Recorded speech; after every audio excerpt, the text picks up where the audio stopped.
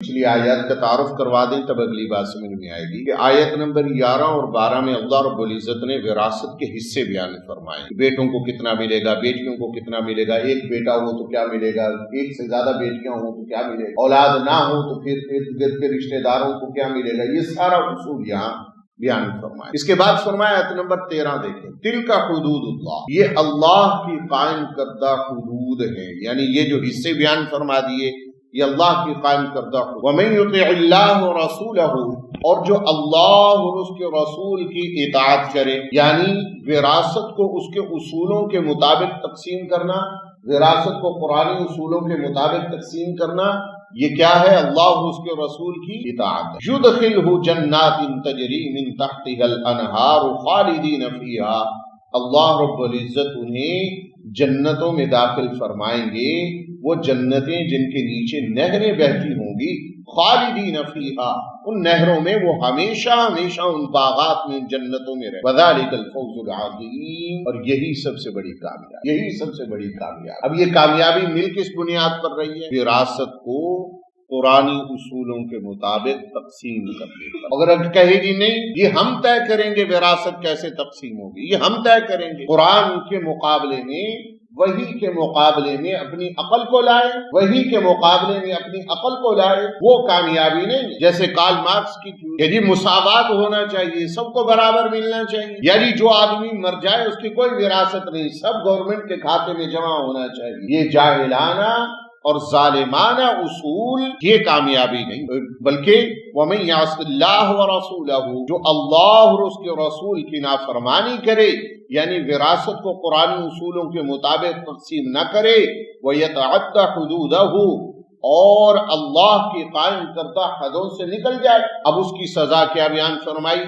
يُدْخِلْهُ نَارًا خَالِدًا فِيهَا، اللہ پاک ایسے نافرمانوں کو جو وراثت کو، انسانوں کے حقوق کو وحی کے اصولوں کے مطابق تقسیم نہ کریں، ان کے لیے کیا فرمایا؟ یدخلہ نارا، اللہ انہیں آگ میں داخل کرے گا، خالدن فیہا، اس آگ میں وہ ہمیشہ ہمیشہ رہیں گے، وَلَهُ عَذَابٌ مُهِينٌ، ایسا ذلت والا عذاب ان کے لیے ہوگا. اصول اللہ نے بتلا دی، بس وراثت کے اصول ہوئے، ذاتی کوئی اصول نہیں. ہمارے ہاں عدالتوں میں وراثت کے معاملات جو بالکل وضاحت سے قرآن و حدیث میں بیان ہو گئے، اس میں بھی اپنی عقل گھسیڑی ہوئی، اس میں بھی اپنی عقل سے فیصلے دیتے ہیں جج پہ، جو صراحتاً وحی الہی کے خلاف ورزی، صراحتاً، اور کوئی پوچھنے والا نہیں. یہ انسانی عقل اگر وحی الہی کے تابع رہے تب تو اللہ کی نعمت ہے، وگرنہ انسانی عقل جیسا ذلیل کروانے والا ہم نے تو وہ معاملہ دیکھا نہیں، کتابوں میں پڑھا ہے. آپ حضرات میں سے جو بڑی عمر کے ہیں، آپ حضرات نے یقیناً یہ ضرور سنا ہوگا، 60 اور 70 کی دہائی میں جب خاندانی منصوبہ بندی کے اشتہار چلتے تھے اخباروں میں اور ٹی وی پر، اس میں یہ آتا تھا ایک وقت وہ آئے گا انسانوں کی آبادی کے بڑھنے سے کہ لوگ ایک دوسرے کو کھانے لگیں. ہم نے تو وہ اخبارات دیکھے جن میں یہ اشتہارات اس انداز، کہیں آج تک پوری دنیا میں کوئی ملا آپ کو جو کہیں ہم نے بھوک کے مارے ایک دوسرے کو کھانے لگے، فلاں ملک کے لوگ اتنے معیشت میں تنگ ہوئے کہ ایک دوسرے کو کھانے لگے؟ کہیں کوئی ایسا کہیں کوئی واقعہ ملا کہ غربت کے مارے ایک دوسرے کو کھانے لگے؟ انسان اپنی عقل کو خدا بناتا، اللہ رب العزت وہی جیسی کامیابی والی رہنمائی فراہم کرتے ہیں. تو یہ وراثت کے معاملات اتنے اللہ کے نبی علیہ السلام نے فرمایا، جو وراثت کے اندر دوسرے کی زمین کو کم کر دے، دوسرے کی وراثت کو کم کر دے، جنت جو اس کی وراثت ہے اللہ پاک اس میں سے اس کا حصہ کاٹ دیں گے، حتیٰ کہ یہ جنت کی خوشبو کو بھی نہیں پائے، جنت کی خوشبو کو بھی نہیں پائے گا. حضور اقدس صلی اللہ علیہ وسلم نے ایک دن صحابہ کو جمع فرمایا میں تم پر 2 کمزوروں کا مال حرام کر رہا ہوں، ایک یتیم کا اور ایک اور. زیادہ تر وراثت عورتوں کی ماری جاتی. ایک صحابی آئے، اللہ کے رسول، میں چاہتا ہوں میں اپنے مال میں سے کچھ وصیت کر دوں کہ میرے مرنے کے بعد ادھر دے دیا جائے، فلاں کو دے دیا جائے، فلاں کو. لیکن نبی نے فرمایا ہرگز نہیں، یہ وصیت مت کرو، اب یہ تمہارے ورثاء کا حق. پھر آپ علیہ السلام نے صحابہ کو فرمایا آدمی ساری زندگی اپنے مال میں کھیلتا، یعنی اپنا مال استعمال کرتا، عیش کرتا، اچھا گھر، اچھی گاڑی، یہ وہ، اسے خیال نہیں آتا میں فلاں جگہ خرچ کروں فلاں جگہ خرچ کروں. جب موت نظر آنے لگتی ہے پھر کہتا ہے ہاں یہ مسجد نو بھی دے دیو, مدرسے نو بھی دے دیو, فلانے نو بھی دے دیو, فلانے نو بھی دے دیو. اللہ کے نبی علیہ السلام نے فرمایا یہ ان وصیتوں کے ذریعے اپنے اوپر جہنم واجب کروا کہ موت کے وقت یاد آیا وصیتیں کر, زندگی میں دو نا, جب خود استعمال کر رہے تھے تب کیوں نہیں دی؟ ایسی وصیتوں سے اللہ کے نبی نے منع فرمایا. یہ وصیتیں نہ کریں موت کے وقت, کیوں؟ تاکہ میرے ورثاء کو کم ملے. بہت بڑا ظلم ہے, بہت بڑا ظلم ہے. وراثت کے متعلق یہ بات سمجھنے کی ہے. عموماً ہمارے ہاں جب وراثت کی بات ہوتی ہے تو کہا جاتا ہے کہ جی والدین وراثت میں نہیں. وہ والدین کا تو وراثت سے تعلق ہی کوئی نہیں. وراثت تو تقسیم ہوتی ہے ان کے فوت ہو جانے کے بعد. وراثت میں ظلم بہن بھائی آپس میں کرتے ہیں, ماں باپ بھی کیا کرتے. وراثت کے متعلق بنیادی بات سمجھیں, وراثت تو ماں باپ کے فوت ہو جانے کے بعد وراثت میں حق بنتا ہے. چونکہ یہ بنیادی بات پتہ نہیں ہے اس لیے زندگی میں بیٹے کھڑے ہو کے کہہ رہے ہوتے ہیں ابو جی وراثت کا حق دے. کون سی وراثت؟ تو ابا جی کے مرنے کے بعد ہے. زندگی میں ابا جی مالک ہیں, وہ چاہے ایک دن کا بھی اپنی اولاد کو نہ دیں, ان کا حق بھلے سے نہ دیں, اور نہیں دینا چاہیے آج کل کی اولاد, ایک دن کا بھی نہیں دینا چاہیے. خدمت کریں نا, ابھی والد زندہ بیٹھا ہے, ماں زندہ بیٹھی, خدمت کریں نا, ہاتھوں پہ اٹھائیں, لے لیں فوت ہو جانے کے بعد. زندگی میں انہیں کہیں اپنا کماؤ اور کھاؤ, جو ہم سے ہوگا ہم بھی دیں. نہیں دیتے ہم تمہیں اپنے مال میں سے.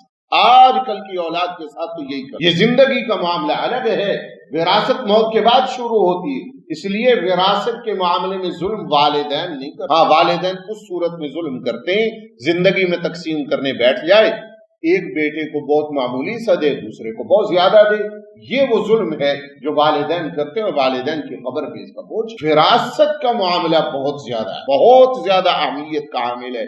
آپ دیکھتے نہیں کہ اللہ رب العزت نے نماز کا حکم دیا قرآن میں, کوئی تفصیل نہیں بتلائی نماز پڑھنی کیسی ہے, کتنی رکعتیں پڑھنی ہے, کب پڑھنی ہے, وہ اللہ کے نبی نے فرمایا. زکوٰۃ دے دو, کتنی دینی ہے, اللہ کے نبی نے اصول بتلایا. عشر دے دو, کتنا کب, اللہ کے نبی نے بتلایا, قرآن میں کوئی. لیکن جب بات آئی وراثت کی, اللہ رب العزت خود شروع, یوصیکم اللہ فی اولادکم للذکر مثل حظ الانثیین فإن كن نساء فوق اثنتين فلهن ثلثا ما ترك. وراثت کی ساری تفصیل اللہ رب العزت نے خود بیان کی. ایک روپیہ کوئی وارث دوسرے وارث کا نہ کھا جائے. اللہ رب العزت نے ارشاد فرمایا کہ وراثت کو بھی وحی کے اصولوں کے مطابق تقسیم نہ کرنے والے اللہ اور اس کے رسول کے نافرمان یدخلہ نارا خالدا فیہا, وہ بھی ہمیشہ ہمیشہ جہنم کی آگ میں جلیں گے. ظاہر سی بات ہے وراثت کے قرآنی اصول کفار پر لاگو نہیں ہے کہ کفار اپنی وراثت قرآن کے اصول کے مطابق تقسیم لاگو نہیں. وہ تو جیسے ان کا دل چاہے جو طریقہ بھی وہ اختیار کریں, وہ اس طریقے کے پابند نہیں. قرآنی طریقے کے پابند کون ہے؟ یہ اصول وراثت جو ہیں اللہ رب العزت نے بیان فرمائی, کفار کے لیے نہیں ہے, مسلمانوں کے لیے. اور پھر مسلمان جو ان اصول وراثت کی خلاف ورزی کرے اس کے لیے اللہ رب العزت نے فرمایا پھر ہمیشہ ہمیشہ کی آگ میں ہم جلائیں. ہمیشہ ہمیشہ جلنے کا مطلب یہ ہے, اللہ پاک حفاظت فرمائے, یا تو وہ ان وحی کے اصولوں کو معاذ اللہ غلط مانتا ہے, وراثت کے قرآنی اصولوں کو, وراثت کی تقسیم کے قرآنی اصولوں کو نعوذ باللہ وہ غلط مانتا ہے, اس لیے اس کے برعکس جاتا ہے, تو پھر تو وہ کافر ہو گیا, مسلمان رہا ہی نہیں, اس لیے وہ ہمیشہ ہمیشہ جہنم کی آگ میں جلے گا. اگر وہ صحیح مانتا ہے لیکن پھر بھی ان کے خلاف ورزی کرتا ہے تو اس پر بھی وہ کل والی بات ہے جو قتل کے باب میں آئی تھی کہ اس پر اسے اتنا طویل عرصہ اللہ کے عذاب کا شکار ہونا پڑے گا معاذ اللہ کہ وہ یوں اس کو گویا تعبیر کر دیا ہمیشہ ہمیشہ وہ جہنم کی آگ میں جائے. وہ معاملہ طویل بہت ہوگا. اللہ رب العزت حفاظت فرمائے. یہ میراث کا معاملہ, یعنی کل اس کی اہمیت پہ یہ بات عرض کر دی کہ اللہ رب العزت نے جتنے بھی دین کے احکامات ہیں سب کا اجمالاً حکم دے دیا اور تفصیل رسول اللہ صلی اللہ علیہ وسلم کے ذمہ کر دی. یہ تفصیل آپ اپنی امت کو بتلا. نماز کی رکعتیں کتنی ہے, پڑھنے کی کیسے ہے, نماز میں پڑھنا کیا ہے, کن کن اوقات میں پڑھنی. لیکن جب میراث کا معاملہ آیا کہ میراث کیسے تقسیم ہو تو فرمایا یوصیکم اللہ فی اولادکم للذکر مثل حظ الانثیین فإن کن نساء فوق اثنتین فلہن ثلثا ما ترک میراث کے سارا نصاب اللہ پاک کو خود بیان کرنا شروع ہو، ایک ایک چیز بیان کر. ایک بیٹی ہو وَإِنْ كَانَتْ وَاحِدَةً فَلَهَا النِّصْفُ، ایک بیٹی ہو تو اس کو آدھی میراث. فَإِنْ كَانَتْ اثْنَتَيْنِ فَلَهُنَّ ثُلُثَا مَا تَرَكَ، دو بیٹیاں ہوں یا دو سے زیادہ ہوں تو 2 تہائیاں دینا، بیٹے کو بیٹی سے دگنا دینا. میراث کے اصول اللہ رب العزت نے خود بیان فرمانا شروع کر. یہ معاملہ اتنی اہمیت کا حامل ہے. اللہ کے نبی علیہ السلام ارشاد فرماتے تھے میراث کا علم دین کا آدھا علم ہے، آدھا علم ہے دین کا. فرماتے تھے اسے خوب یاد کرو. اور یہ جو آیا قیامت کی نشانیوں میں سے کچھ دن پہلے ہمارے یہاں تفصیل سے یہ بات ہوئی کہ قیامت سے پہلے اللہ پاک کے علم کو اٹھائیں گے. اللہ کے نبی علیہ السلام نے فرمایا سب سے پہلے میراث کا علم اللہ پاک، اس معاملے میں علماء کمزور ہو جائیں گے. میراث تو خیر علماء اس علم کو بڑی مضبوطی سے پڑھتے پڑھاتے ہیں، اب تو علماء موجود ہیں، لیکن اللہ کے نبی علیہ السلام نے فرمایا جب علم اٹھایا جائے گا نا تو میراث کا معاملہ سب سے پہلے کمزور ہوگا. سب سے پہلے یہ معاملہ، اس لیے کہ میراث کا معاملہ، میراث جو ہے یہ عطیہ خدا بندی ہے، بغیر محنت کے ملتا ہے. والدین سے، آبا و اجداد سے جو موروثی معاملہ چلتا آ رہا ہے یہ انسان کو بغیر محنت کے ملتا ہے. خود سے جو کمایا ہے وہ تو میراث نہیں ہے. والدین کی طرف سے جو ملا بغیر محنت کے ملا آتی ہے، خدا بندی ہے. اب اس میں جو وحی کے اصولوں کے مطابق اللہ کی قائم کردہ حدود کے مطابق نہ چلے، اس نے 2 جرم کیے بلکہ 3 جرم. ایک جرم تو یہ تھا کہ یہ امین تھا، یہ اس میراث کو اللہ رب العزت کی قائم کردہ حدود کے مطابق تقسیم کرتا، اس نے نہیں کیا، یہ خائن بنا. اور دوسرا یہ ہے کہ اس نے لوگوں کا حق مارا، اور لوگ بھی وہ جو اس کے ماں جنے بھائی اور ماں جنی بہنیں ان کا حق مارتا، خود زیادہ دبا کے بیٹھتا، انہیں کم دیتا، نہیں دیتا، انہیں یتیم بھتیجوں کو نہیں دیتا. کیا سمجھتا ہے کہ کیا اس پر یہ ہمیشہ ہمیشہ عیش کرے گا؟ اس حرام مال سے جس اولاد کو پالے گا وہ اولاد ایسی ہی ہوگی کہ ادھر باپ کا جنازہ تیار ہے، لوگ جنازے کے لیے صفیں بنا رہے ہیں، بیٹا ایک طرف کھڑا سگریٹ پی رہا، اور وہ اسی سگریٹ والے بدبو والے منہ سے جنازے میں کھڑا ہوا. اس نے کیا دعائیں باپ کے لیے مانگی ہوں گی واضح نظر آ رہا ہے. یہ مفروضہ نہیں کر رہا، حقیقی بات کر رہا ہوں، میرے سامنے گواہ. ایسی اولاد، حرام سے پلی ہوئی اولاد ایسی ہو. اس نے یہ سمجھا کہ میں بہن کا حق کھا کے، بھائی کا حق کھا کے 1000 سال جیوں گا اور اس پر مال پر عیش و عشرت کروں گا. ہرگز نہیں، ہرگز. اور یہ ظلم ایسا ہے، یہ ایسا ظلم ہے جو نسلوں تک چلتا. آج یہ اپنی بہنوں کو کچھ نہیں دیتا، کل اس کے بیٹے اپنی بہنوں کو کچھ نہیں، کل اس کے بیٹے نہیں دیں گے. اور یہ تو معاملہ ایسا ہے کہ بہنیں بھائی کو معاف کر بھی دیں تب بھی معاف نہیں ہوتا. بہن کہہ دے نا بھائی کو یہ میں نے آپ کو جو وراثت میرے حصہ آتا تھا میں نے آپ کو معاف کر دیا، نہیں ہوتا معاف. یہ معاف نہیں ہوتا. آپ کو شرعی مسئلہ عرض کر رہا ہوں، جذباتی بات نہیں ہے. مقصد نے جذبات میں کہہ دیا جو حق معاف کر دو تو ہو ہی جاتا ہے، نہیں ہوتا. حقوق 2 طرح کے ہوتے. ایک حق یہ ہوتا ہے کہ میں نے آپ سے کوئی چیز، مثلا آپ نے سے کسی ساتھی سے کوئی چیز بطور قرض لی، بطور ادھار لی، کسی وجہ سے وہ قرض میرے ذمہ. اب میں آپ سے کہوں جی وہ مجھے معاف کر دیں، آپ کہیں جی ٹھیک ہے آپ کو معاف کیا تو ہو جائے گا، یہ ہو جاتا. ایک یہ ہے کہ آپ نے مجھے کچھ دینا ہے اور وہ جو کچھ دینا ہے وہ کسی اور واسطے سے آپ کے ذمہ لازم ہوا ہے کہ آپ مجھے کسی اور طرح سے لازم ہوا. یعنی کوئی بندہ آپ کو دے کے چلا گیا کہ جی یہ امام صاحب کو دے دینا. میں مثال کے طور پر بات عرض کر رہا ہوں. اب آپ میرے پاس آئے جی وہ آپ کے لیے کوئی بندہ کوئی چیز دے گیا تھا، وہ مجھے معاف کر دے. میں کہوں جی ٹھیک ہے جاؤ میں نے آپ کو معاف کیا، معاف نہیں ہو، وہ معاف نہیں ہو. میرے کہہ دینے سے بھی معاف نہیں ہو، بہنوں کے کہہ دینے سے، لکھ کر دے دینے سے بھی معاف نہیں ہوگا. اور علماء نے لکھا بہنوں کو چاہیے وہ اپنے بھائیوں کو معاف نہ کریں، ہرگز معاف نہ کریں. کیوں؟ کیونکہ یہاں معاملہ بہن کا نہیں تھا، صرف یہاں یہ وراثت جو ملنی تھی وہ آگے بہن کی اولاد کا حق تھا. اس نے اپنی اولاد کا حق کیوں مارا، کیوں معاف کیا؟ اپنی اولاد کا حق مارا. اس محبتیں ان چیزوں سے جڑی ہوئی نہیں ہوتی. شیخ الحدیث مولانا زکریا صاحب رحمۃ اللہ علیہ جب ان کے والد حضرت مولانا یحییٰ صاحب فوت ہوئے نا تو حضرت کہتے ہیں میرے والد صاحب پر 8000 روپے قرض تھا، اور میرے والد صاحب کا جو کتب خانہ تھا جس میں کتابیں چھپتی تھیں وہ 4000 روپے مالیت کے کل اثاثے تھے. اب یہ بات بھی تو آج سے یوں سمجھ لیں 100 سال پہلے کی لگا لیں آپ، کم از کم اتنا عرصہ پہلے 8000 روپے قرض تھا.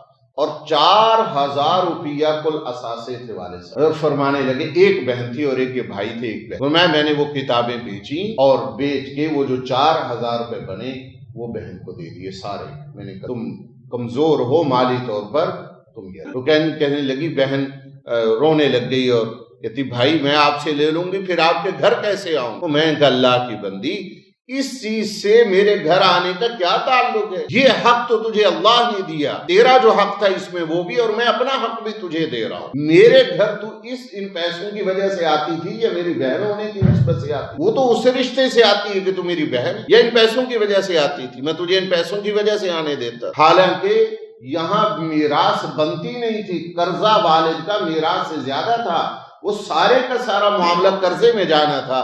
پر میں اپنا وراثت کا حق بھی تمہیں دیتا ہوں، اور جو قرضہ ہے والد صاحب کا 8000 روپے وہ میں سارا خود ادا کروں گا. اور شیخ نے ادا ایسے ہی نہیں ہے، اللہ نے یہ قبولیت ایسے ہی نہیں دی. بلا شبہ کہتے ہیں، بلا خوف تردید کہتے ہیں، پوری دنیا کے اندر قرآن پاک کے بعد سب سے زیادہ اگر کوئی کتاب پڑھی جاتی ہے تو وہ ان کے لکھے ہوئے یہ رسالے ہیں جو تبلیغی نصاب کی شکل میں مرتب ہیں. کتنے ہی لوگوں نے ان کے مقابلے میں آ کے کتابیں لکھی، انہیں جانتا بھی کوئی جانتا بھی. دنیا کی کون سی زبان ایسی ہے؟ اگر ہزاروں زبانیں ہیں نا تو ہزاروں زبانوں میں یہ تبلیغی نصاب فضائل اعمال کا ترجمہ ہے، ہر زبان میں موجود ہے، ہر زبان میں، اور پڑھی جاتی سنی جاتی. قبولیت کا معاملہ ہوتا ہے، یہ فیصلے اللہ کی طرف سے ہوتا ہے. وراثت کا معاملہ حقوق العباد کا معاملہ ہے، اس میں دو تعلق جڑے ہوئے ہیں، اللہ کا حق بھی بندوں کا حق بھی. جو وراثت کو وحی کے اصولوں کے مطابق تقسیم نہ کرے اس نے اللہ کے حق کو بھی نعوذ باللہ پامال کیا، اور بندوں کا حق تو کھایا ہی کھایا. اللہ پاک پوچھیں گے نہیں. میں نے ایک ایک ضابطہ میراث کا بتلا دیا تھا، کے مطابق کیوں نہیں چلے. ایک صحابی آئے، حالانکہ یہ معاملہ وراثت سے متعلق نہیں ہے لیکن یہ معاملہ بھی ہوتا ہے. صحابی نے کہا اللہ کے رسول میں نے اپنے ایک بیٹے کو اتنا کچھ دیا. آپ نے فرمایا باقیوں کو بھی دیا؟ نہیں اللہ کے رسول باقیوں کو نہیں دیا. فرمایا یا تو باقیوں کو بھی دو یا اس سے بھی واپس. اولاد میں برابری کرو، اولاد میں برابری کرو. اللہ کے نبی علیہ الصلوۃ والسلام نے فرمایا مجھے اولاد میں برابری کا حکم نہ ہوتا، اگر یہ حکم ہوتا کہ جیسے چاہے بیٹوں کو بڑھا کر دے دیں یا بیٹیوں کو بڑھا کر دے دیں، مجھے یوں حکم ہوتا تو میں بیٹیوں کو بڑھا کر دیتا، میں بیٹیوں کو پھر زیادہ دیتا بیٹوں کے بجائے، میں انہیں زیادہ دیتا. معاملہ نہیں. والد اپنی زندگی میں جائیداد تقسیم کرنے بیٹھے خوب کرے، وہاں وراثت کے اصول نہیں چلیں گے.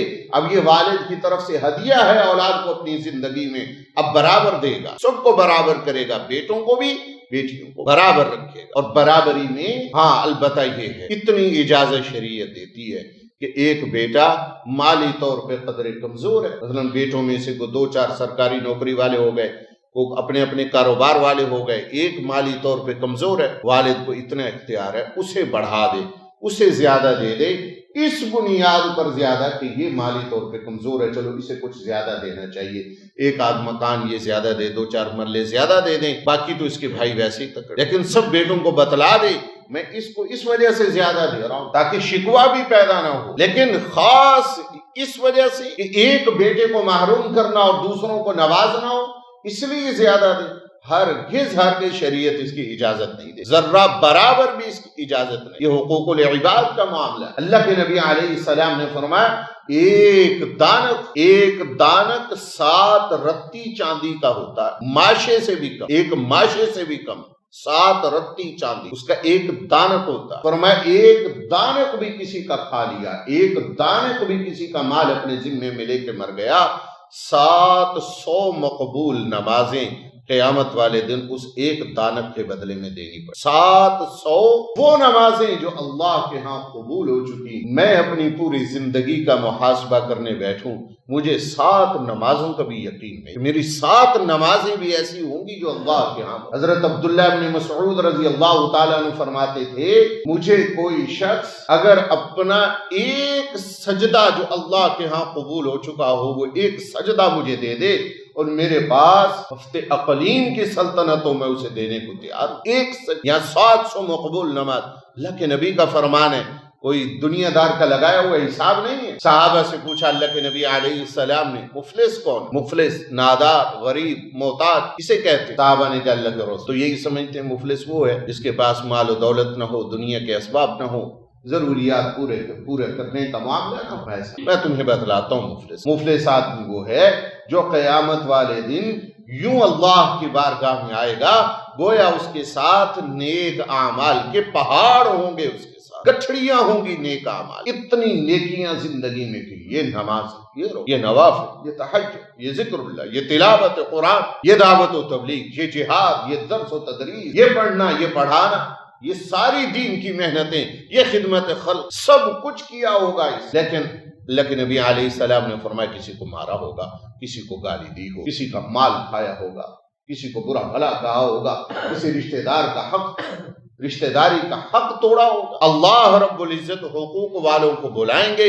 وہ اس کی نیکیاں لے جانا شروع کریں گے، حتیٰ کہ نیکیاں ختم ہوں گی اور لوگوں کے حق باقی رہیں گے۔ اللہ رب العزت فرشتوں سے فرمائیں گے ان حق والوں کے گناہ اس پہ ڈالو، ساری زندگی شراب نہیں پی، شرابی کی شراب اس پہ ڈالی جا رہی ہے، ساری زندگی جوا نہیں کھیلا، جوے والے کا جوا اس پہ ڈل رہا ہے، ساری زندگی سود کی طرف نہیں گیا، سود والے کا سود اس پہ ڈل رہا ہے، ساری زندگی حیا سے زندگی گزاری، نگاہ اٹھا کے غیر محرم کو نہیں دیکھا۔ اللہ رب العزت محفوظ فرمائے زانی کا زنا اس پہ ڈل رہا ہے، کس لیے؟ لوگوں کا حق مارنے۔ یہ حقوق العباد کا معاملہ بہت سخت ہے۔ آج میرا کوئی حق کھا گیا، میں مر گیا، میرا کوئی نقصان نہیں، لیکن اگر میں نے کسی کا حق کھایا اور اس حال میں مر گیا میرا تو بڑا نقصان ہو گیا۔ حقوق العباد کا معاملہ اللہ کے نبی علیہ السلام نے فرمایا شہید کو بھی معاف۔ ٹھنڈی سرد آہ بھری اللہ کے نبی نے یوں آسمان کے طرف دیکھا، صحابہ پریشان ہو گئے۔ عوف بن مالک رضی اللہ تعالیٰ عنہ کہتے ہیں نے کہا اللہ کے رسول کیا معاملہ بنا؟ فرمایا اللہ رب العزت نے مجھے محشر کے دن کا ایک منظر دکھایا، ایک شہید جو اللہ رب العزت کے دین کی سربلندی کے لیے لا الہ الا اللہ محمد رسول اللہ کو بلند کرنے کے لیے لڑا، مقروض مرا۔ اللہ رب العزت نے اس سے فرمایا تو میری راہ میں ایک بار نہیں بار بار لڑے اور شہید ہو، لیکن تو تب تک جنت میں نہیں جائے گا جب تک کہ لوگوں کا قرض واپس نہ، جب تک کہ لوگوں کا حق واپس نہ۔ کیسے حق کھا لیتے اور حق بھی بھائیوں کا اور بہنوں کا، یتیم بھتیجے